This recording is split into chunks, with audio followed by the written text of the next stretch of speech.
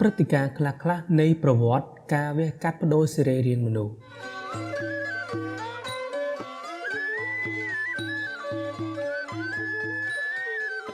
ឆ្នាំ1954 វេជ្ជបណ្ឌិត Joe Murray បានធ្វើការវះកាត់បដូរតម្រងនោមរវាងកូនភ្លោះបានជោគជ័យឆ្នាំ1962 វេជ្ជបណ្ឌិត Roy Khan បានរកឃើញប្រសិទ្ធភាពនៃថ្នាំ Azathioprine សម្រាប់ការពារ rejection of kidney allograft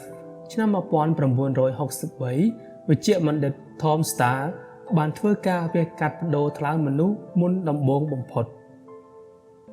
ឆ្នាំ1966 វេជ្ជបណ្ឌិត Leahy និង Kiley បានធ្វើការវះកាត់បដូរលំពែង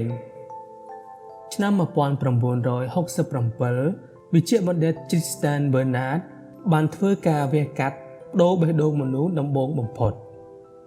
ឆ្នាំ1968 វេជ្ជបណ្ឌិត Forsdom បានធ្វើការវះកាត់បដូរសួតមនុស្សបានជោគជ័យឆ្នាំ1978 វេជ្ជបណ្ឌិត Roy Khan បានបង្ហាញអំពីថ្នាំ Cyclosporine ឆ្នាំ1981 វេជ្ជបណ្ឌិត Bruce Reid និង Norman Shanway បានធ្វើការវះកាត់បដូរបេះដូងនិងសួតរបស់មនុស្សបានជោគជ័យ